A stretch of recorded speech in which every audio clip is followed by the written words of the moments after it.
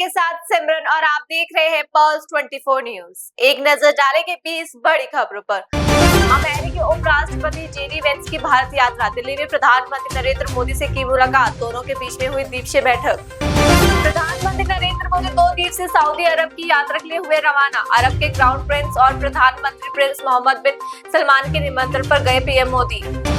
दिल्ली में केंद्रीय गृह मंत्री अमित शाह ने 3 नए आपराधिक कानूनों के क्रियान्वयन की समीक्षा की। छत्तीसगढ़ के सीएम विष्णुदेव साय और उप मुख्यमंत्री विजय शर्मा के साथ हुई बैठक। दिल्ली में बीजेपी सांसद प्रवीण सिंह का बयान, संयुक्त राज्य अमेरिका के उपराष्ट्रपति जेडी वेंस की भारत दौरे पर बोले सांसद, कहा वर्तमान वैश्विक परिस्थिति में अमेरिका के उपराष्ट्रपति का भारत आना बहुत महत्वपूर्ण है। देखिए, वर्तमान वैश्विक परिस्थिति में अमेरिका के उपराष्ट्रपति का भारत आना बेहद महत्वपूर्ण है। माननीय प्रधानमंत्री श्री नरेंद्र मोदी जी से उनकी मुलाकात कहीं न कहीं भारत और अमेरिका के व्यापारिक संबंधों को और मजबूती प्रदान करेगी, और न केवल व्यापारिक संबंध बल्कि भारत की संस्कृति और सभ्यता अमेरिका में किस प्रकार से और ज्यादा प्रसारित हो, उसको भी मजबूत करने की दिशा में ये यात्रा बेहद महत्वपूर्ण है। और वर्तमान व्यापारिक टैरिफ की लड़ाई जो चल रही है अमेरिका और चीन के बीच में, उसमें भारत का हित कहां तक सुरक्षित रह सके, मुझे पूरी उम्मीद है कि इस पर भी चर्चा होगी। और मेरा विश्वास है कि इस यात्रा के सकारात्मक परिणाम निकलेंगे और भारत और अमेरिका के बीच जो संबंध है वो और अधिक मजबूत होंगे। रायपुर में नेता प्रतिपक्ष राहुल गांधी के बयान पर मध्य प्रदेश के मंत्री कैलाश विजयवर्गीय ने कहा, जहां कांग्रेस जीत जाती है तो वहां के लिए चुनाव आयोग अच्छा हो जाता है। उठाया राहुल गांधी ने विदेश पे, इसको किस तरह देखते? देखिए, जहां वो जीत जाते हैं, यदि हिमाचल प्रदेश में जीत गए तो बहुत अच्छा है चुनाव आयोग, कर्नाटक में जीत गए तो चुनाव आयोग बहुत अच्छा है, हार जाते हैं तो चुनाव आयोग खराब हो जाता है। ये जो दोहरा चरित्र है ना कांग्रेस का, मैं समझता हूँ इसको समझने की आवश्यकता है। आप हार जाओ तो आप चुनाव आयोग पे ब्लेम लगाओ, अगर आप जीत जाओ तो बहुत अच्छा है चुनाव आयोग। इस प्रकार का कांग्रेस का चरित्र जिसको जनता समझ रही है, देख रही है और नकार भी रही है। नेता प्रतिपक्ष राहुल गांधी के बयान पर वार पलटवार का दौर जारी। कांग्रेस नेता सुप्रेश रेणेत ने किया समर्थन, कहा, क्या आपको लगता है कि इस देश में निष्पक्ष चुनाव होते हैं? चुनाव प्रणाली को गंभीर समस्या बताया है, आपको क्या लगता है इस देश में निष्पक्ष चुनाव हो रहे हैं? आपको क्या लगता है महाराष्ट्र में जहां पर 9,54,00,000 वयस्क आबादी है, अडल्ट आबादी है, वहां पर 9,70,00,000 वोटर कैसे बन सकते हैं? 5 साल में महाराष्ट्र में 32 लाख वोटर जुड़े और 5 महीने में 39 लाख वोटर जुड़ गए। जब वीडियोग्राफी मांगी गई तो बजाय वीडियोग्राफी के प्रूफ देने के इलेक्शन कमीशन ने नियम ही बदल दिए। 5:30 बजे के बाद 65 लाख वोट बढ़ गए। एक वोट पड़ने में 3 मिनट लगता है, क्या 2 बजे तक महाराष्ट्र में लाइनें लगी हुई थी? बहुत सारी ऐसी चीजें हैं जो इस देश की चुनाव प्रणाली पर सवाल उठाती हैं और अंततोगत्वा लोकतंत्र की मजबूत नींव पर प्रहार करती हैं। और राहुल जी ने जो बातें कही, वो नेता प्रतिपक्ष होने के नाते उनका कर्तव्य है कहना, अगर वो ना कहते तो गलत करते। हरियाणा के मंत्री अनिल विज ने राहुल गांधी के बयान पर किया पलटवार, कहा, राहुल गांधी जब भी कुछ कहते हैं तो देश के बाहर जाकर कहते हैं, वह विदेश में जाकर भारत को बदनाम करने का अभियान चला रहे हैं। जब भी कहते हैं देश से बाहर जाके कहते हैं, बाहर जाके भारत को बदनाम करने का वो कैंपेन चला रहे हैं। जहां जिस विदेश में गए वो हिंदुस्तान की निंदा करते हैं। यहां खड़े होकर भी तो बोल सकते हैं, लोकसभा के सदस्य हैं, लोकसभा में भी खड़े होकर बोल सकते हैं। जहां पे कई दिन जाते नहीं है वो और उनको अवसर मिलता वहां पर। ये तो हैरानगी तो ये बात पर होती है कि वो हिंदुस्तान को अपनी भारत माता भी मानते हैं या नहीं मानते हैं, जो बाहर जाके हर बार ये निंदा करते हैं।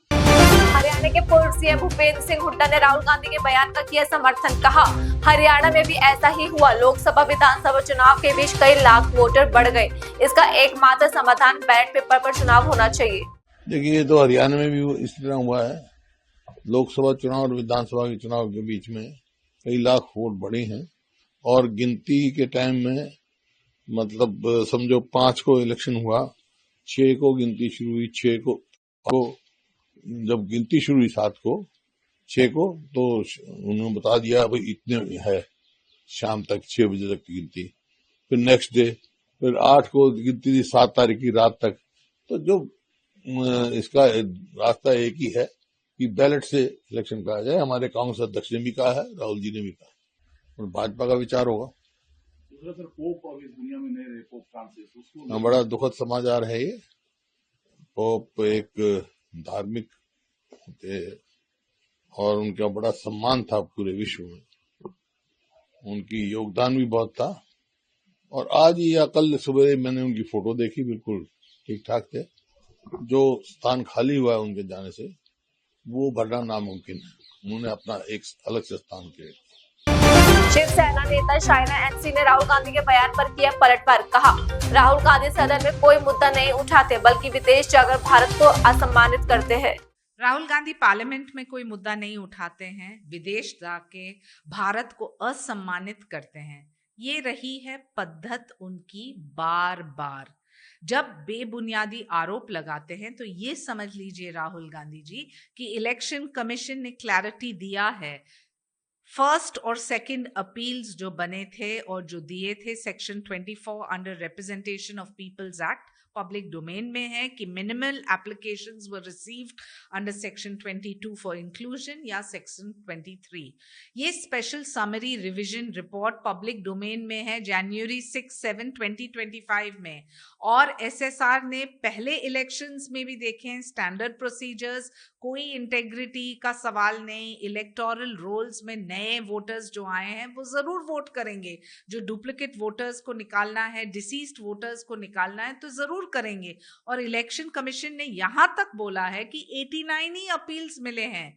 तो जब राहुल गांधी और आदित्य ठाकरे काम नहीं करते हैं और सिर्फ सवाल उठाते हैं, मैं ये सलाह उनको दूंगी, पहले आप संसद और विधान भवन में सवाल उठाइए। जो आपको संतुष्टि नहीं तो आदरणीय कोर्ट में उठाइए, लेकिन विदेश में जाके ऐसे बेबुनियादी आरोप लगाना दिखाता है कि आप भारत माता का सम्मान ही नहीं करते हैं। दिल्ली में बीजेपी सांसद बांसुरी स्वराज का बयान। कहा, यह पहली बार हुआ है कि लोकतंत्र के चौथे स्तंभ यानी मीडिया को लेकर भी भ्रष्टाचार हुआ। हाल ही में ईडी ने जो चार्जशीट दायर की गई है वह बहुत ही गंभीर उदाहरण जाहिर करती है। आप ये देखिए, ये पहली बार हुआ है कि डेमोक्रेसी का जो फोर्थ पिलर है, चौथे स्तंभ यानी मीडिया को लेकर भी भ्रष्टाचार हुआ। हाल ही में जो चार्जशीट ईडी ने फाइल करी है, ये बहुत ही गंभीर उदाहरण उजागर करती है, जहां पर कांग्रेस की पुरानी एक कार्यशैली और उनकी विचारधारा उभर कर आती है। वो सेवा की आड़ में सार्वजनिक संस्थाओं को अपनी पर्सनल जागीर बढ़ाने का एक औजार बना लेती है। बहुत गंभीर मामला है। 2000 करोड़ रुपए की संपत्ति कौड़ियों के भाव मात्र 50 लाख रुपए में यंग इंडिया लिमिटेड कंपनी ने हड़प ली। और ये यंग इंडिया लिमिटेड कंपनी जो है, ये नॉट फॉर प्रॉफिट एक ऐसी कंपनी है जिसका स्वामित्व यानी उसकी ओनरशिप 76% जो है वो गांधी परिवार की है। और इसीलिए आज के दिन कांग्रेस पार्टी की और कांग्रेस के शीर्ष नेतृत्व की जवाबदेही बनती है, न केवल इस देश की जनता को बल्कि 25 अप्रैल को कोर्ट के समक्ष भी। मैम, लेकिन जब ये कार्रवाई होती है, ईडी की तरफ से पूछताछ होती है, चार्जशीट होती है, तो कांग्रेस पार्टी की तरफ से कहा जाता है कि पॉलिटिकल वेंडेटा है और टारगेट किया जा रहा है बीजेपी की तरफ से। जी, इसे कहते हैं एक तो चोरी और फिर सीनाजोरी। मैं पूछना चाहती हूँ कि ये जो इतना गंभीर आरोप लगा है, जो चार्जशीट से उभर कर आया है कि पॉलिटिकल फंडिंग कांग्रेस पार्टी ने उसका दुरुपयोग कर ये लोन दिया, 2000 करोड़ रुपए की सार्वजनिक संपत्ति हड़प ली गई मात्र 50 लाख रुपए में। इसकी जवाबदेही बनती है कांग्रेस पार्टी के शीर्ष नेतृत्व की। यंग इंडिया लिमिटेड जो है, आज के दिन उसकी 76% ओनरशिप गांधी परिवार की है। अगर आप एजीएल को देखें तो 600 करोड़ से ज्यादा अवैध संपत्ति उसके नीचे है, 90 करोड़ से ज्यादा इलीगल संपत्ति यंग इंडिया लिमिटेड के पास है। इस सब में भाजपा का क्या लेना देना? ये इस देश की जनता का पैसा है, ये इस देश की सार्वजनिक संपत्ति है जो निजी जागीर की तरह हड़प ली गई है। दिल्ली में कांग्रेस सांसद सुखदेव भगत का बयान, बीजेपी सांसद बांसुरी स्वराज के बयान पर किया पलटवार। कहा बांसुरी स्वराज पहले ये बताए कि लूट कहाँ हुई है। गांधी शब्द से न केवल अंग्रेज डरते थे बल्कि अब बीजेपी भी डरी हुई है।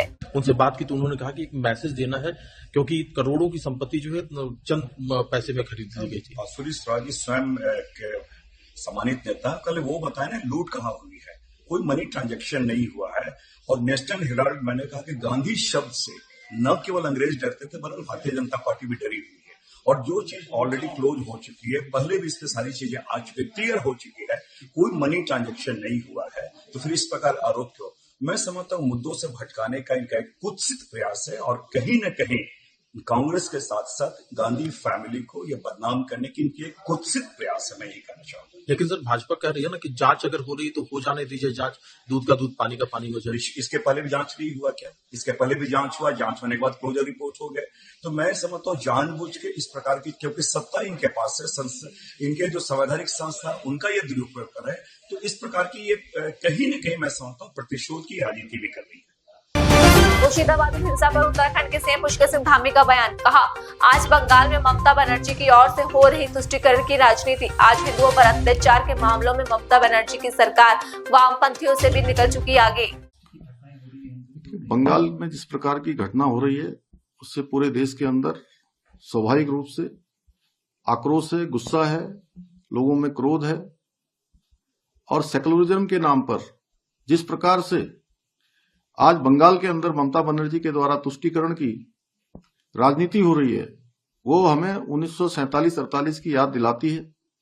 आज हिंदुओं पर अत्याचार के मामले में ये ममता बनर्जी की सरकार वामपंथियों से भी आगे निकल गई है।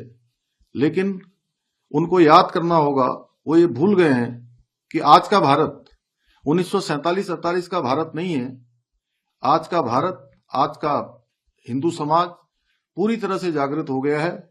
ऐसा ही चलता रहा तो वो दिन दूर नहीं जब जनता ममता सरकार को जड़ से उखाड़ देगी। बीजेपी सांसद अनुराग ठाकुर ने कहा पीएम मोदी का बिहार से काफी लगाव। बिहार के प्रति प्रधानमंत्री मोदी का प्रेम किसी से छिपा नहीं। जो हजारों करोड़ रुपए की परियोजना बिहार को दी गई है वह एनडीए की प्रतिबद्धता है। नरेंद्र मोदी जी का जो प्रेम बिहार के प्रति है वो किसी से छिपा नहीं। हजारों करोड़ रुपए की परियोजनाएं जो मेरे प्रदेश बिहार को दी है, ये एनडीए सरकार की कमिटमेंट है बिहार और बिहार की जनता के प्रति। फिर से बिहार में भारतीय जनता पार्टी एनडीए की सरकार बनेगी, जेडीयू और हमारे बाकी गठबंधन दलों के साथ मिलकर बनेगी। और ये जो विकास कार्य हैं इनको आगे और गति दी जाएगी।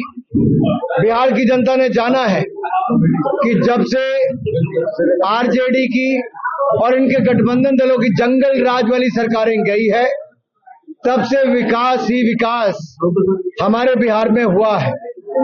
और बिहार की जनता अब वापस कभी जंगल राज नहीं देखना चाहती। वो विकास के लिए फिर भारतीय जनता पार्टी और एनडीए की सरकार को ही चुनना चाहती है। पटना में बिहार के उप मुख्यमंत्री विजय कुमार सिन्हा का मल्लिकार्जुन खड़गे पर निशाना। कहा मल्लिकार्जुन खड़गे बंधुआ मजदूर की तरह कर रहे कांग्रेस की गुलामी। खड़गे साहब बंधुआ मजदूर के तरह कांग्रेस में अपनी गुलामी कर रहे हैं। स्वतंत्र रूप से सत्य को बोल नहीं सकते, अंतिम दिन गिन रहे हैं। अरे क्यों नहीं बताते कि आपका जो नेता है वह योग्य नहीं, उससे ज्यादा योग्य आप हैं। और सच को स्वीकार कर लीजिए कि बिहार में जैसे गठबंधन किए हैं वह बिहार को बर्बाद किया, बिहारी शब्द को गाली बनाया। अब उससे के साथ गठबंधन की जरूरत नहीं, लेकिन ये गुलाम बंधुआ मजदूर के तरह जो युवराज बोलेंगे राहुल जी, वही खड़गे साहब बोलेंगे। ऐसे लोगों के बातों पर लोग ध्यान भी अब नहीं देता। दिल्ली में केंद्रीय मंत्री नितिन गडकरी ने कहा कोई भी अभियान लोगों के सहयोग के बिना सफल नहीं होता। वायु जल ध्वनि प्रदूषण पर दिल्ली सरकार रेखा गुप्ता के नेतृत्व में कर रही है अच्छा काम। लोगों के सहयोग के बिना कोई मुहिम यशस्वी नहीं होती। और एयर पोल्यूशन, वाटर पोल्यूशन और साउंड पोल्यूशन, इसमें दिल्ली की सरकार आदरणीय रेखा जी के नेतृत्व में अच्छा कार्य करने का कर भी रही है और करने का उनका मिशन भी है। आने वाले समय में निश्चित रूप से दिल्ली को प्रदूषण से मुक्ति देने में हम सबके प्रयासों से, और उसके लिए मीडिया के भी उतना ही सहयोग चाहिए, क्योंकि लोगों के मन में अवेयरनेस खड़ा करने में मीडिया की भूमिका महत्वपूर्ण है। उसका बहुत बड़ा उपयोग होगा। उत्तर प्रदेश के सीएम योगी आदित्यनाथ ने राज्यपाल आनंदीबेन पटेल से की मुलाकात। राजभवन में प्रदेश के राज्यपाल से की शिष्टाचार भेंट। शरद पवार और राजीव पवार की मुलाकात पर सीपीआई सांसद डी राजा ने कहा, जब ये महाराष्ट्र के हित में है तो वह दो अलग अलग खेमों में क्यों है? I do not know what she means by interest of Maharashtra. Then why they are in two different camps? They will have to explain. It is for NCP headed by Mr. Sharad Pawar or NCP headed by Mr. Ajit Pawar. They will have to explain what exactly they are trying to do, they are thinking to do.